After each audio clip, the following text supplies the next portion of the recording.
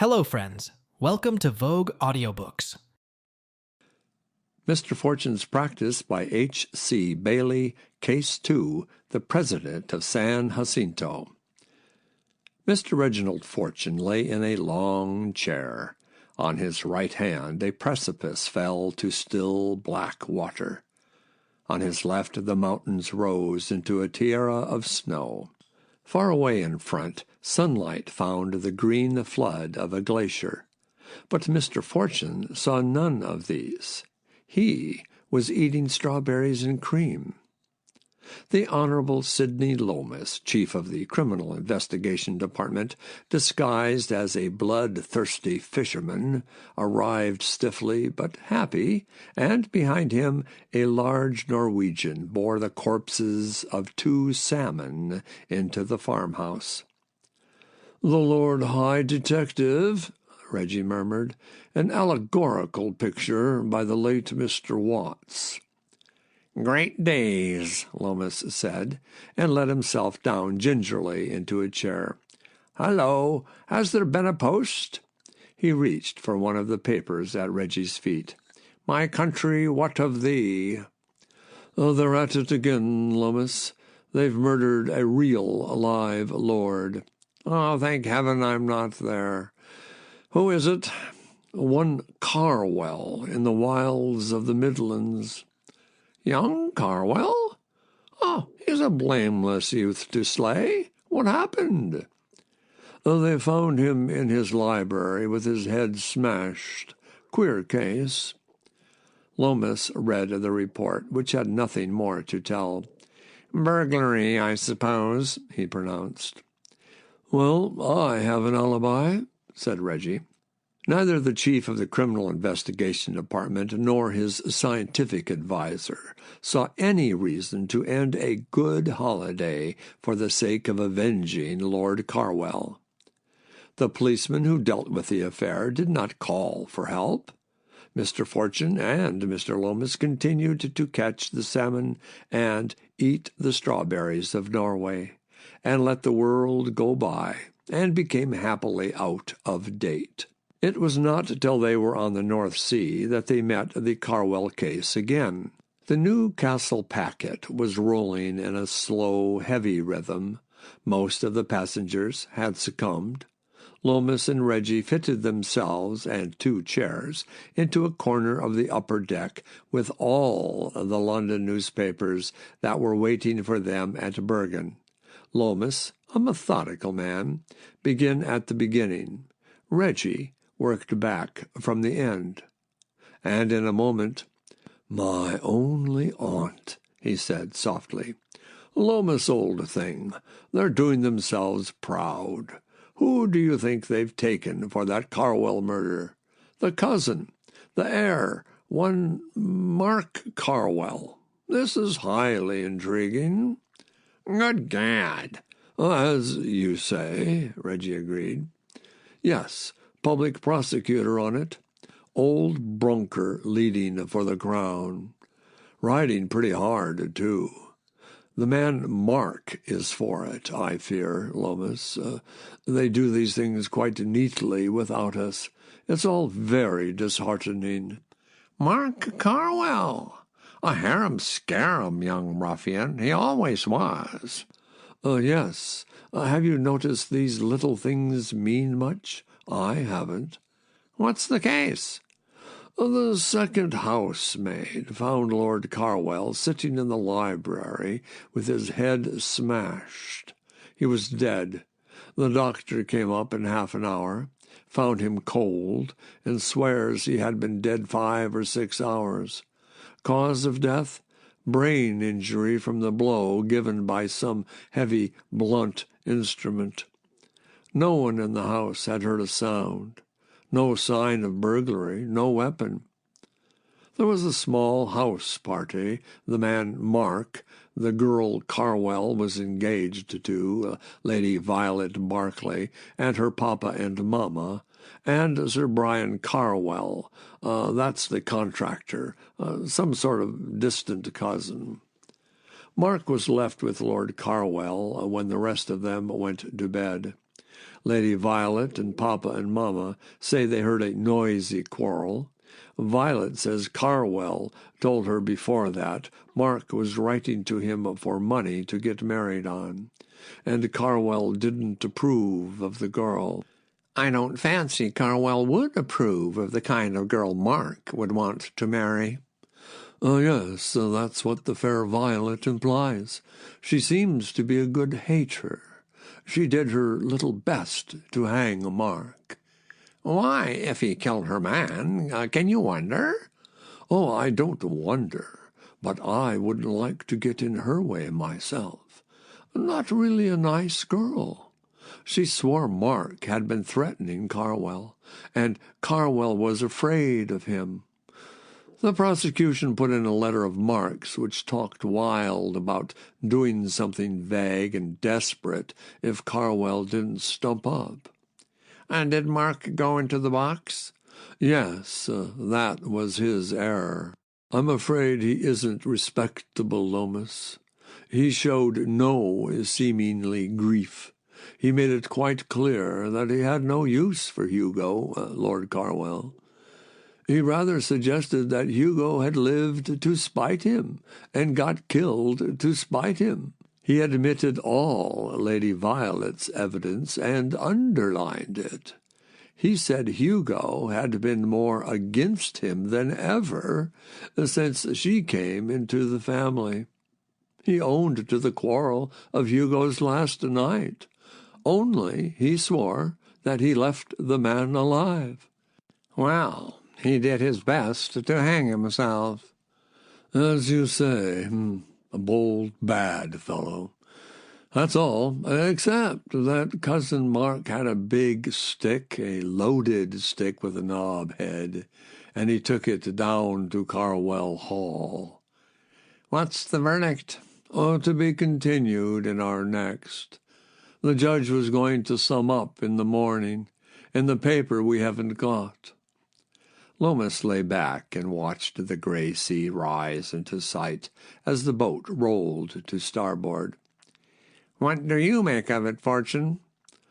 There's the rudiments of a case, said Reggie.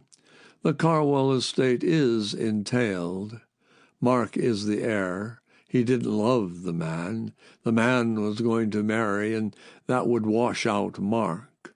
Mark was the last man with him, unless there is some hard line. They had a row about money and girls, which are always infuriating. And Mark had a weapon handy, which might have killed him. And nobody else had any motive. There's no evidence of anybody else in the business.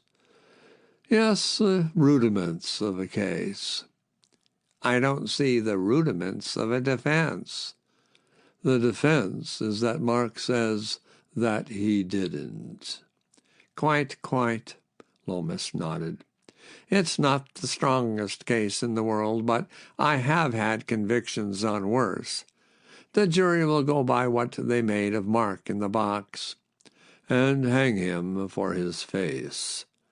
Reggie turned over a paper and held out the portrait of a bull-necked, square-headed young man. I wouldn't say they'd be wrong, Lomas said. Who's the judge, Maine? He'll keep 'em straight. I wonder what is straight, Lomas. My dear fellow, it all turns on the way this lad gave his evidence, and that you can't tell from a report. He don't conciliate me, Reggie murmured. Yet I like evidence, Lomas. Why, this is adequate if it's true, and Mark didn't challenge it. I know. Adequate is the word. Just enough and nothing more.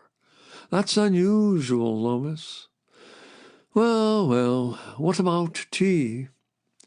They picked their way over some prostrate bodies to the saloon and again gave up the Carwell case. But when the boat had made her slow way through the clatter of the Tyne, Reggie was quick to intercept the first customs officer on board. I say, what was the result of that murder trial? The man laughed. Thought you wanted the 3.30 winner. You were so keen, sir. Oh, Mark Carwell's guilty, of course. His mother's white-haired boy, he is, not Alf. The voice of the people, said Lomas in Reggie's ear.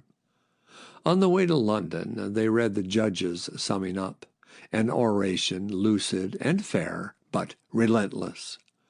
He had no doubt, said Reggie. And a good judge, too, Lomas tossed the paper aside. Thank heaven they got it out of the way without bothering me. You are an almost perfect official, said Reggie with reverence. In the morning, when Reggie came down to his breakfast in London, he was told that someone had rung up to know if he was back in England yet. He was only halfway through his omelette when the name of Miss Joan Amber was brought to him.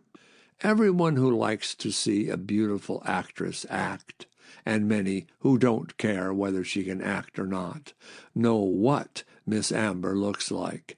That large young woman with the golden eyes whom Reggie hurried to welcome. He held her hand rather a long while. The world is very good today, he said, and inspected her. You don't need a holiday, Miss Amber. You've had too much, Mr. Fortune. Have you been kind enough to want me? I really meant that you looked, and she made a large gesture. Oh, no, not that, Reggie protested. Only genial. I expand in your presence. Well, round, said Miss Amber. And my presence must be very bad for you. No, not bad for me, only crushing. Well, I did sometimes notice you were away, and I want you now for a friend of mine. Will you help her? When did I ever say no to you? Bless you, said Miss Amber. It's the Carwell case. Oh, my prophetic soul, Reggie groaned. But what in wonder have you to do with the Carwell case? I know Nan Nest. She's the girl Mark Carwell is going to marry. Do you mind if you sit down? Said Reggie, and wandered away to the window. You're disturbing to the intellect, Miss Amber. Let us be calm. You shouldn't talk about people marrying people and look like that. Miss Amber smiled at his back. She has confessed to moments in which she would like to be Reggie Fortune's mother. Yes, well now, does Miss Amber happen to know the man Mark? I've met him. He's not a bad fellow. A first-class fighting subaltern. That sort of thing. Reggie nodded. That's his public form, too. Oh, Mr. Fortune, he's absolutely straight. Not a very wise youth, of course. You know, I could imagine him killing his cousin, but what I can't imagine is that he would ever say he didn't if he did. Yes, there weren't any women on the jury? Don't sneer. I never do when you're listening. That was a scientific statement. Now, what's Miss Nest like? Like a jolly schoolboy, or she was, poor child. Oh, they would have been splendidly happy if that tiresome man had set Mark up somewhere in the country instead of getting himself murdered. Reggie smiled sadly. Oh, don't say that to anyone but me. Or let her say it. Why did the tiresome man object to her? I suppose it's true that he did? Oh, heavens, yes, because she's on the stage. She plays little parts, flappers and such. She's quite good as herself. She can't act. What was the late Carwell? What sort of fellow? That didn't come out at the trial. A priceless prig, Mark says. I suppose he was the last survivor of our ancient aristocracy. Poor Mark. I wonder, Reggie murmured. What? Well, he spread out his hands. Everything. You haven't exactly cleared it up, have you? Mark told Nan he didn't do it, she said quietly, and Reggie looked into her eyes. Oh, can't you see? That's to trust to. That's sure. Reggie turned away. You will help her. The low voice came again. And at last, my dear, I daren't say so, Reggie said. You mustn't tell her to hope anything. I'll go over all the case, but the man is condemned. Why? But there's a court of appeal. Only for something new, and I don't see it. Mark didn't kill him, she cried. Reggie spread out his hands. That's faith. Mr. Fortune, when I said I had come about the Carwell case, you said, oh, my prophetic soul. You don't believe the evidence, then? You never did. You always thought there was something they didn't find out. I don't know, Reggie said slowly. That's the last word now, and it may be the last word in the end. You, she said, and held out her hand. When she was gone, Reggie stood looking at the place where she had sat. God help us, he said, rare words on his lips. And the place he went to was Scotland Yard. Loomis was occupied with other sublime officials, so Superintendent Bell reported. He had also been telephoning for Mr. Fortune. Mr. Fortune was admitted and found himself before a large, red, truculent man who glared. "Hello, Finch. Is this a council of war?" said Mr. Fortune, for at that day Loomis tells me, Finch Hampstead had a bullying manner, "you've formed an opinion on the evidence in the Carwell case." "Oh, then he knows more than I do. The evidence was all right, what there was of it." "The chain is complete," Finch Hampstead announced. Yes, if you don't pull it hard." "Well, no one did pull it." "Oh, that's what I'm pointing out, Finch," said Reggie sweetly. "Why are you so cross?" "The trouble is, Fortune, the Carwell butlers bolted," Loomis said. Reggie walked across the room and took one of Loomis's cigars and lit it, and made himself comfortable in his chair. "Oh, that's a new fact," he said softly. "Nonsense," Finch Hampstead cried. "It's irrelevant. It doesn't affect the issue. The verdict stands." "I noticed you didn't call the butler at the trial," Reggie murmured. "Why the devil should we? He knew nothing." "Yet he bolts?" Loomis smiled. "The unfortunate thing is, Fortune, he bolted before the trial was over. At the end of the second day, the local police were told that he had vanished. The news was passed on to Finch Hampstead, but the defense was not informed, and it didn't come out at the trial." Well, I thought you were riding rather hard, Finch. You were. Rubbish! The case was perfectly clear. The disappearance of the butler doesn't affect it, if he has disappeared. The fellow may very well have gone off on some affair of his own and turn up again in a day or two. And if he doesn't, it's nothing to the purpose. The butler was known to have a kindness for Mark Carwell. If we never hear of him again, I shall conclude that he had a hand in the murder, and when he saw the case was going against Mark, thought he had better vanish. Theory number 2, Reggie murmured. What do you mean? The first was that the butler knew nothing. Your second is that he knows too much. Better choose which leg you'll stand on in the Court of Appeal. Finch Hampstead glared. In the meantime, Finch, we'll try to find the butler for you, said Loomis cheerfully. And I think I'll have a look at the evidence, Reggie murmured.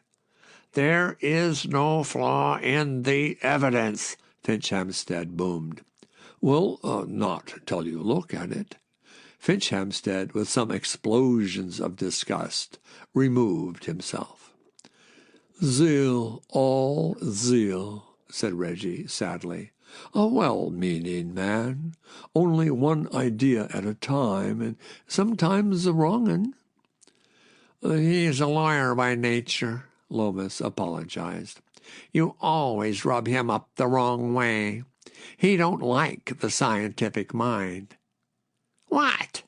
Bell had come in to give him a visiting card. He read out, Sir Brian Carwell. He looked at Reggie. Now, which side is he on? One moment. Who exactly is he? Some sort of remote cousin?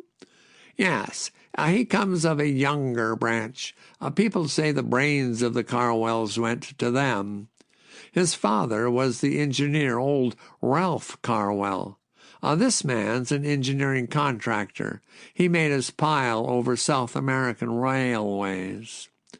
You wouldn't say he was passionately interested in the late Lord Carwell or Cousin Mark.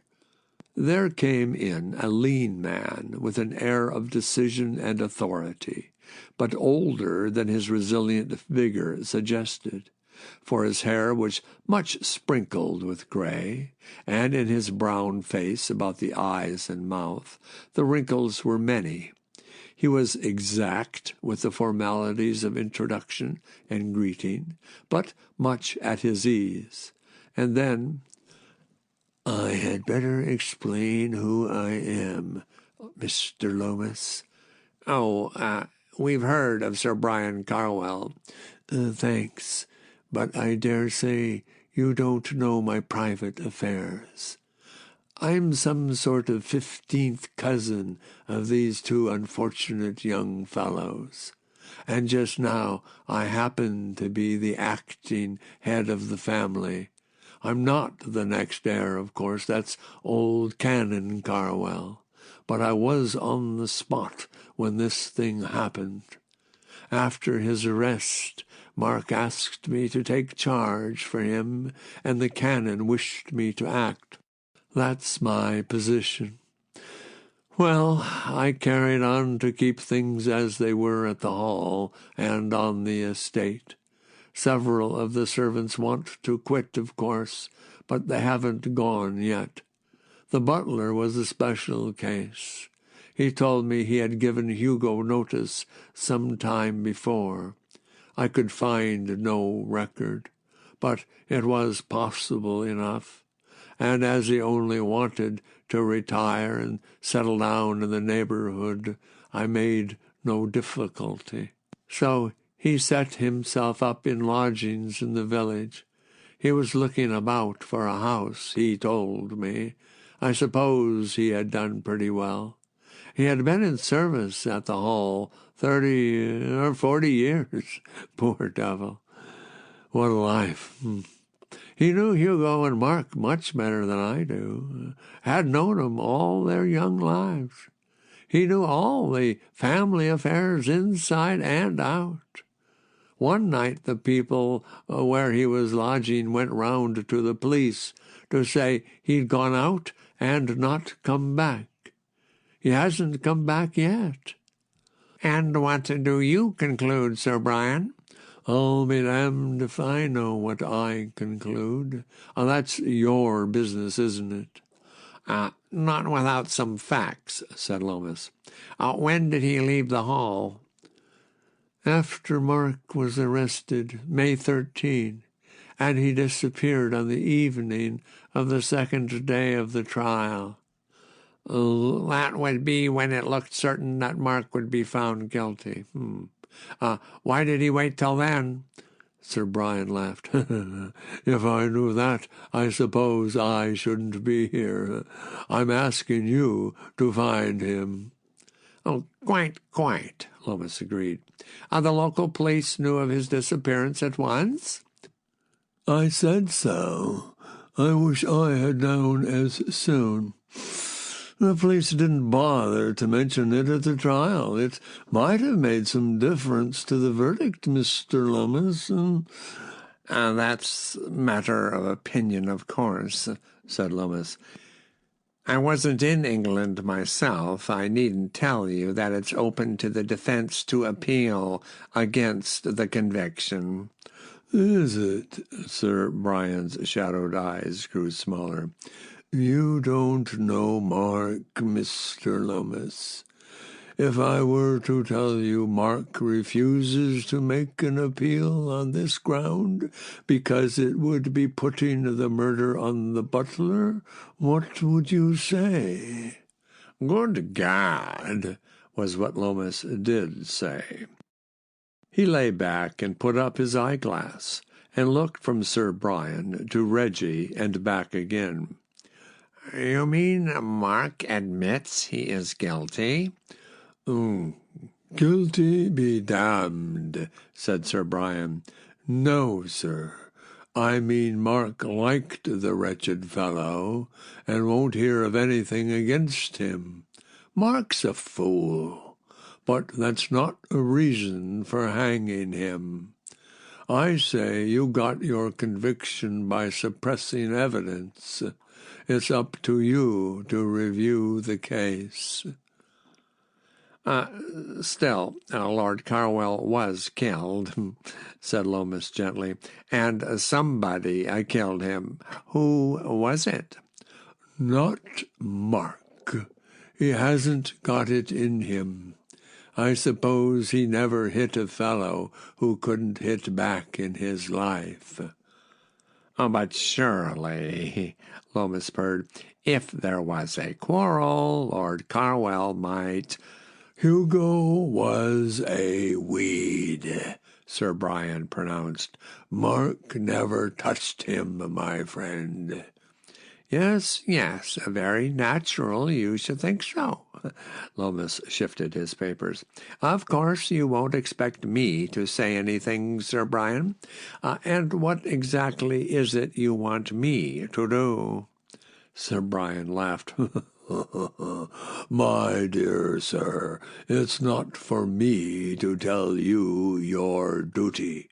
I put it to you that a man has disappeared, and that his disappearance makes hay of the case on which the Crown convicted a cousin of mine of murder. What you do about it is your affair. You may rely on it, Sir Brian, said Lomas, in his most official manner. The affair will be thoroughly investigated. I expect no less, Mr. Lomas. And Sir Brian ceremoniously but briskly took his leave. After which, Good Gad, said Lomas again, and stared at Reggie Fortune. A nice, restful companion, isn't he? Yes. The sort of fellow that has made old England great. Oh, I don't mind him. He can be dealt with. But he's right, confound him. The case is a most unholy mess. Well, said Reggie placidly. "You must rub it out, dear, and do it again." "If everybody had tried to muddle it, they couldn't have done worse." Reggie stared at him. "Yes, yes, you have your moments, Lomas," he said. "Suppose the butler did the murder. Why in the world should he wait to run away till Mark was certain to be found guilty?" "And suppose he didn't? Why did he run away at all? You can make up quite a lot of riddles in this business. Why should anyone but Mark do it? Why is Mark so mighty tender of the butler's reputation? Why is anything?" "Yes, it's all crazy, except Sir Brian. He's reasonable enough, confound him." Yes, yes, these rational men are a nuisance to the police. Well, begin again at the beginning." "I wish I knew where it did begin." "My dear fellow, are we downhearted? I'll have a look at the medical evidence. You go over Carwell Hall and the butler's digs with a small-tooth comb." But the first thing which Mr. Fortune did was to send a note to Miss Amber. "My dear child, Mark can appeal. The ground for it is the disappearance of the Carwell butler, and a good ground. But he must appeal. Tell Miss Nest, R.F." 2 days afterwards, he went again to Scotland Yard, summoned to a conference of the powers.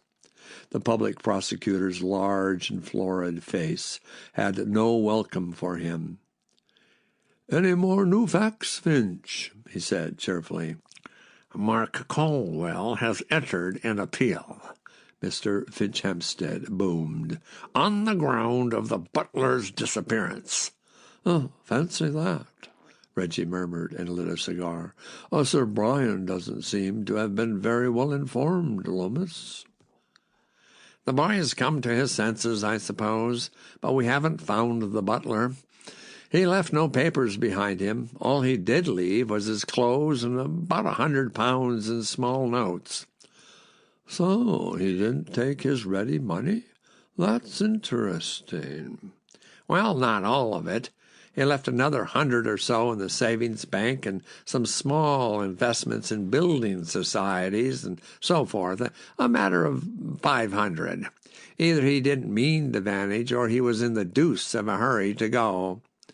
Yes, there's another little point. 500 or 600 isn't much to retire on. Why was he in such a hurry to retire?" "He may have had more than we can trace, of course. He may have gone off with some Carwell property. But there is no evidence of anything being stolen." "The plain fact is," Finchampstead boomed, "you have found out nothing but that he's gone. We knew that before." "And it's a pity you kept it dark," said Lomas acidly. "You wouldn't have had an appeal to fight." "The case against Mark Carwell is intrinsically as strong as ever," Finchampstead pronounced. "There is no reason whatever to suspect the butler. He had no motive for murder. He gained nothing by it. His disappearance is most naturally accounted for by an accident." "Yes, you'll have to say all that in the Court of Appeal. I don't think it will cut much ice." "I am free to admit that his disappearance is an awkward complication in the case." Finchampstead's oratory rolled on. "But surely, Lomas, you have formed some theory in explanation." Lomas shook his head. "We've had too much theory, Finch," said Reggie cheerfully. "Let's try some facts. I want the body exhumed." The eyes of Mr. Finchampstead goggled. His large jaw fell. "Good gad, you don't doubt he's dead?" Lomas cried. "Oh, he'll be dead all right. I want to know how he died." "Are you serious?" Finch Hempstead mourned. "Really, Fortune, this is not a matter for frivolity. The poor fellow was found dead, with one side of his head beaten in. There can be no dispute how he died. I presume you have taken the trouble to read the medical evidence?" "I have. That's what worries me. I've seen the doctors you called. Dear old things." "Very sound men, and of the highest standing," Finch Hempstead rebuked him. "As you say, they know a fractured skull when they see it. They would see everything they looked for, but they didn't look for what they didn't see." "May I ask what you mean?" "Any other cause of death." "The cause was perfectly plain. There was nothing else to look for." "Oh, yes, yes." Reggie lay back and blew smoke. "That's the sort of reasoning that got you this verdict. Look here, Finch. That smashed head would have killed him all right, but it shouldn't have killed him so quick. He ought to have lingered unconscious a long while. And he had been dead hours when they found him. We have to begin again from the beginning. I want an order for exhumation." "Better ask for a subpoena for his soul." "That's rather good, Finch," Reggie smiled. "You're beginning to take an interest in the case." "If you could take the evidence of the murdered," said Lomas, "a good many convictions for murder would look rather queer." Mr. Finch Hempstead was horrified. "I conceive," he announced with dignity, "that a trial in an English court is a practically perfect means of discovering the truth." Reverently, then, they watched him go, and when he was gone, "He's a wonderful man," said Reggie. "He really believes that." The next morning saw Mr. Fortune, escorted by Superintendent Bell, arrive at Carwell Hall. It stands in what Mr. Fortune called a sluggish country, a country of large rolling fields and slow rivers. The air was heavy and blurred of all color and form. Mr. Fortune arrived at Carwell Hall feeling as if he had eaten too much, a sensation rare in him, which he resented. He was hardly propitiated by the house, though others have rejoiced in it. It was built under the Tudors out of the spoils, and, they say, with the stones of an abbey. Though some 18th-century ruffian played tricks with it, its mellow walls still speak of an older, more venturous world. It is a place of studied charm, gracious and smiling, but in its elaboration of form and ornament offering 1,000 things to look at, denies itself as a whole, evasive and strange. Reggie got out of the car and stood back to survey it. Something of everything, isn't it, Belle? Like a Shakespeare play. Just the place to have a murder in one room, with a children's party in the next, and a nice girl making love on the stairs, and father going mad in the attics. "I rather like Shakespeare myself, sir," said Superintendent Bell. "You're so tolerant," said Reggie, and went in. A new butler said that Sir Brian was expecting them. Sir Brian was brusquely civil. He was very glad to find that the case was being reopened. The whole place was at their orders. Anything he could do. "I thought I might just look around," Reggie said. "We are rather after the fair, though." He did not think it necessary to tell Sir Brian that Lord Carwell's body would be dug up that night. They were taken across a hall with a noble roof of hammer beams to the place of the murder. The library was panelled in oak, which, at a man's height from the ground, flowered into carving.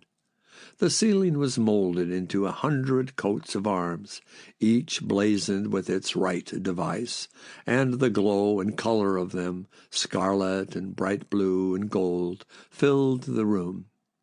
Black presses with vast locks stood here and there. A stool was on either side the great open hearth. By the massive table a stern 15th-century chair was set. Bell gazed about him and breathed heavily. "Splendid room, sir," he said. "Quite palatial." "But it's not what I'd want after dinner myself," Reggie murmured. "I have no use for the place," said Sir Brian. "But it suited Hugo. He would never have a thing changed. He was really a survival. Poor old Hugo." He was sitting here?" Reggie touched the chair. So they tell me. I didn't see him till some time after the girl found him. You'd better hear what she has to say." A frightened and agitated housemaid testified that his lordship had been sitting in that chair, bent over the table, and his head rested on it, and the left side of his head was all smashed, and on the table was a pool of his blood. She would never forget it, never. She became aware of Reggie's deepening frown. "That's the truth, sir," she cried. "So help me God, it is." I know, said Reggie. No blood anywhere else? No other marks in the room? There hadn't been anything. She had cleaned the room herself, and it had been awful. She hadn't slept a night since, and so on, till she was got rid of. "Well," said Sir Brian, "what's the expert make of her?" Reggie was looking at the table and fingering it. He looked up suddenly. She's telling the truth," he said, "and that's that." The lunch bell was ringing. Sir Brian hoped they would stay at the hall. They did stay to lunch, and talked South America, of which Sir Brian's knowledge was extensive and peculiar. After lunch, they smoked on the terrace and contemplated through the haze the Carwell acres. "Yes, it's all Carwell land as far as you see, if you could see anything," Sir Brian laughed. "And nothing to see at that. Flat arable. I couldn't live in the place. I never feel awake here. But the family's been on the ground for 100 years. They don't own the estate owned them. Well, I suppose one's life's as good as another, if you like it. This isn't mine. Watching Englishmen grow wheat. My God! That just suited Hugo. Poor old Hugo. Had the butler anything against him, sir? Bell ventured. I can't find it. The butler was just a butler. I never saw a man more so. And Hugo, well, he didn't know servants existed unless they didn't answer the bell. But he was a queer fellow. No notion of anybody having rights against him. He wouldn't let you get near him. I've seen that make quiet men mad. Meaning anyone in particular, sir? Bell said. "Oh, Lord, no. Speaking generally." He looked at Bell with a shrewd smile. "Haven't you found that in your job?" And Bell laughed. "Yes, I'm afraid I don't help you much. Are you going to help Mark? Where is the butler?" Yes, we are rather wasting time, aren't we? Reggie stretched himself. It's too soothing, Sir Brian. Can we walk across the park? I hate exercise, but man must live. I don't think anyone would have to murder me if I stayed here long. Sir Brian started up. I'll show you the way. We can send your car round to the village. Over immemorial turf they went their warm way. A herd of deer looked at them critically and concluded they were of no importance. Pretty creatures, said Superintendent Bell.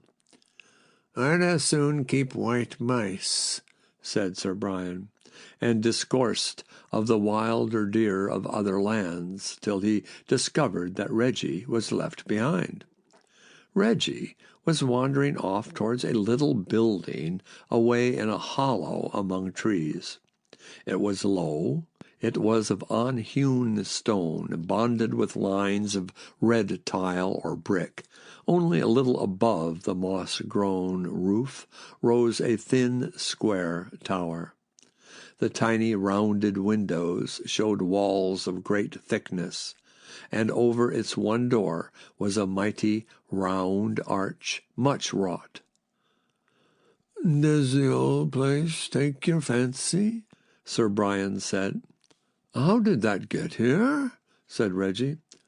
"Well, you've got me on my blind side," Sir Brian confessed. "We call it the old church. I dare say it's as old as the hall."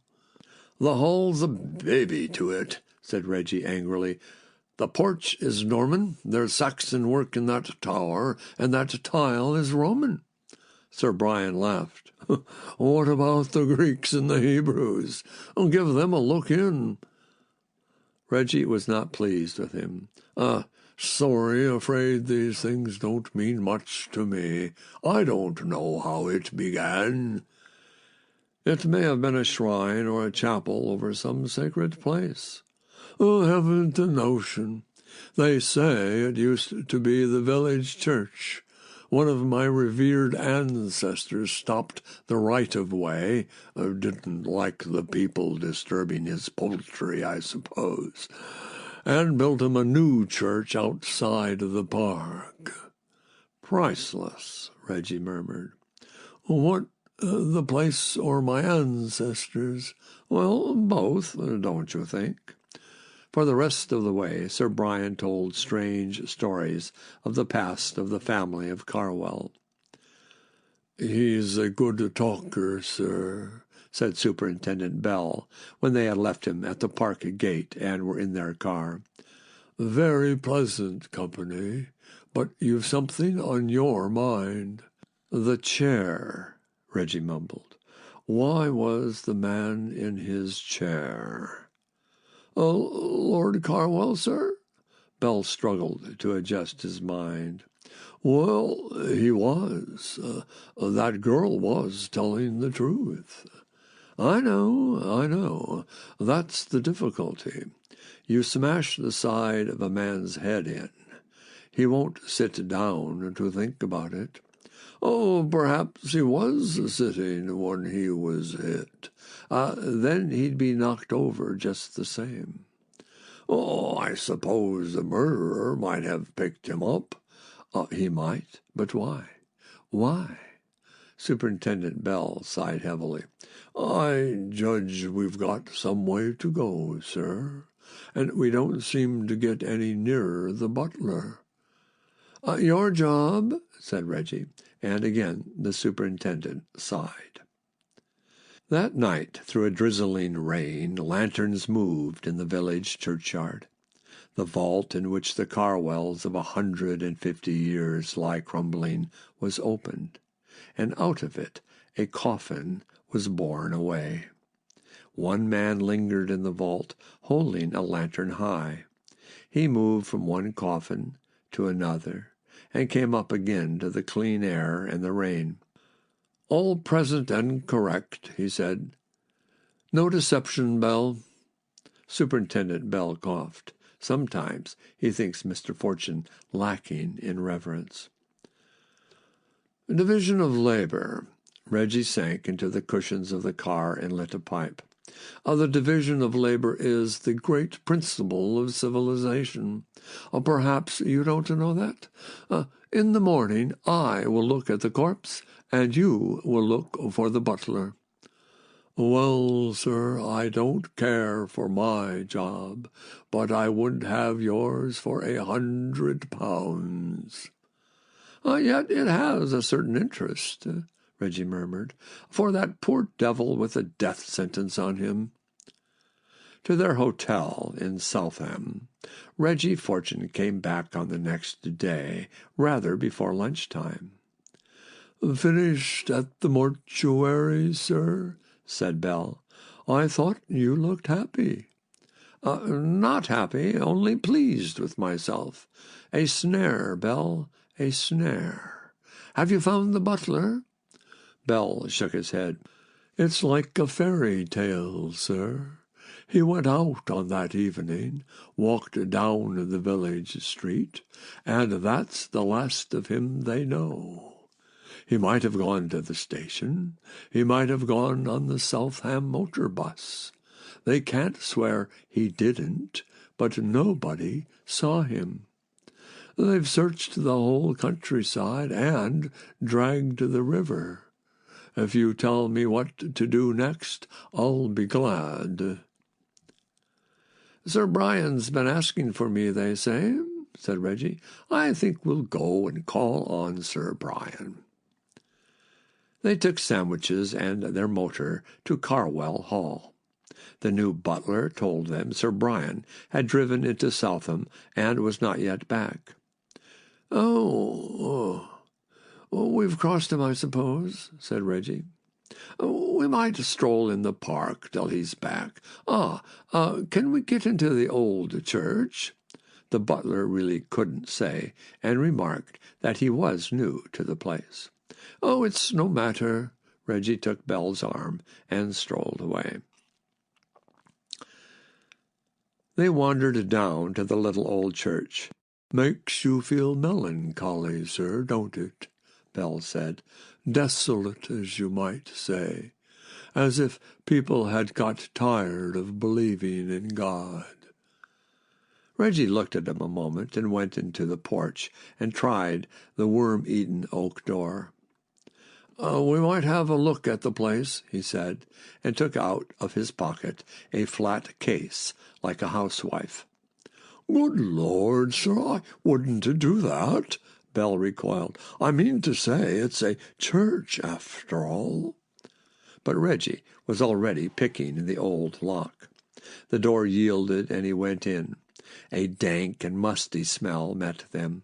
The church was all but empty. Dim light fell on a shattered rood screen and stalls, and a bare stone altar. A tomb bore 2 cadaverous effigies. Reggie moved hither and thither, prying into every corner, and came at last to a broken flight of stairs. "Oh, there's the crypt, is there?" he muttered, and went down. "Hello, come on, Bell." Superintendent Bell, following reluctantly, found him struggling with pieces of timber, relics of stall and bench, which held a door close. "Give me a hand, man." "I don't like it, sir, and that's the truth." "Oh, nor do I," Reggie panted. "Not a bit," and dragged the last piece away and pulled the door open. He took out a torch and flashed the light on. They looked into a place supported on low, round arches. The beam of the torch moved from coffin to mouldering coffin. "Good God!" Bell gasped and gripped Reggie's arm. Reggie drew him in. They came to the body of a man, which had no coffin. It lay upon its face. Reggie bent over it, touching gently the back of the neck. "I thought so," he muttered, and turned the body over. Bell gave a stifled cry. "Quite so, quite. He sprang up and made a dash for the door. It was slammed in his face. He flung himself against it, and it yielded a little but held. A dull creaking and groaning told that the timbers were being set again in place. Together they charged the door and were beaten back. "And that's that, Bell," said Reggie. He flashed his light around the crypt, and it fell again on the corpse. "You and me and the butler." Bell's hand felt for him. Mr. Fortune, was he dead when he came here?" "Oh, Lord, yes. Sir Brian's quite a humane man, but business is business." "Sir Brian?" Bell gasped. "My dear chap," said Reggie irritably, "don't make conversation." He turned his torch on the gray oak of the door. It was late in that grim afternoon before they had cut and kicked a hole in it, and Reggie's hand came through and felt for the timbers, which held it closed. Twilight was falling when, dirty and reeking, they broke out of the church and made for the hall. Sir Brian, the new butler, could not conceal his surprise at seeing them. Sir Brian had gone out in the big car, but the butler feared there must be some mistake. He understood that Sir Brian had seen the gentlemen and was to take them with him. Sir Brian had sent the gentleman's car back to Southam. "Sir Brian, where's your telephone?" said Reggie. The butler was afraid the telephone was out of order. He had been trying to get Reggie went to the receiver. There was no answer. Still listening, he looked at the connections. A couple of inches of wire were cut out. Half an hour later, two breathless men arrived at the village post office and shut themselves into the telephone call box. On the next day, Lomas called at Mr. Fortune's house at Wimpole Street and was told that Mr. Fortune was in his bath. A parlour-maid with downcast eyes announced to him a few minutes later that if he would go up, Mr. Fortune would be very glad to see him. "Pardon me," said the pink cherubic face from the water. "I am not clean. I think I shall never be clean again." "You look like a prawn," said Lomas. "Oh, that's your unscientific mind. Have you got him?" Lomas shook his head. "He has been seen in 10 places at once. They have arrested a blameless bookmaker at Hull and an Irish cattle dealer at Birkenhead, as usual. But we ought to have him in time." "My fault entirely. He is an able fellow. I have underrated these businessmen, Lomas. My error. Occasionally one has a head. He has." "These madmen often have." Reggie wallowed in the water. "Mad? He's as sane as I am. He's been badly educated, that's all. That's the worst of businessmen. They're so ignorant. Oh, just look at it. He killed Hugo by a knife thrust in the vertebrae at the base of the skull. It's a South American fashion, probably indigenous. When I found that wound in the body, I was sure of the murderer. I had a notion before, from the way he spoke about Hugo and the estate. Probably Hugo was bent over the table and the blow was struck without his knowledge. He would be dead in a moment. But Sir Brian saw that wouldn't do. Too uncommon a murder in England. So he smashed in the skull to make it look like an ordinary crime of violence. Thus, ignorance is bliss. He never thought the death wasn't the right kind of death for that. Also, it didn't occur to him that a man who is hit on the head hard is knocked down. He don't lay his head on the table to be hammered same like Hugo.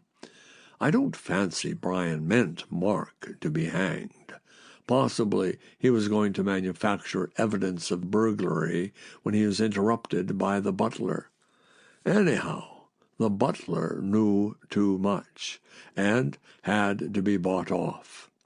But I suppose the butler wouldn't stand Mark being hanged. When he found the trial was going dead against Mark, he threatened. So he had to be killed too, say by appointment in the park. Same injury in his body, a stab through the cervical vertebrae, and the corpse was neatly disposed of in the crypt. What in the world put you on to the crypt? Well, Sir Brian was so anxious not to be interested in the place, and the place was so mighty convenient, and the butler had to be somewhere. Pure reasoning, Lomas, old thing. This is a very rational case all through. Rational? Will you tell me why Sir Brian came to stir us up about the butler and insisted Mark was innocent? I told you he was an able man. He saw it would have looked very fishy if he didn't. Acting head of the family, he had to act. And also, I fancy he liked Mark. If he could get the boy off, he would rather do it than not. And who could suspect the worthy fellow who was so straight and decent? All very rational. Very, said Lomas, especially the first murder. Why do you suppose he wanted to kill Hugo? Well, you'd better look at his papers. He talked about Hugo as if he had a grudge against the way Hugo ran the estate. I wonder if he wanted to develop it, try for minerals, perhaps. It's on the edge of the South Midland coalfield, and Hugo wouldn't have it. Good gad, Lomas said. You're an ingenious fellow, Fortune. He had proposed to Hugo to try for coal, and Hugo turned it down. Reggie emerged from the bath. There you have it. He knew if Hugo was out of the way, he could do what he wanted. If Mark or the old parson had the place, he could manage them. A very rational crime. Rational? Murder your cousin to make a coal mine? Businessmen and business methods. Run away and catch him, Lomas, and hang him to encourage the others. But in fact, Lomas did not catch him.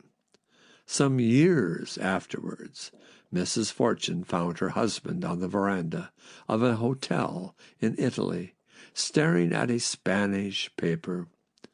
"Don't dream, child," she said. "Run and dress."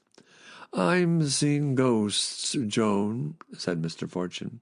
She looked over his shoulder. "Who is San Jacinto?" "The last new South American republic. Here's His Excellency the President, ne Brian Carwell." Observe the smile. End of Chapter 3.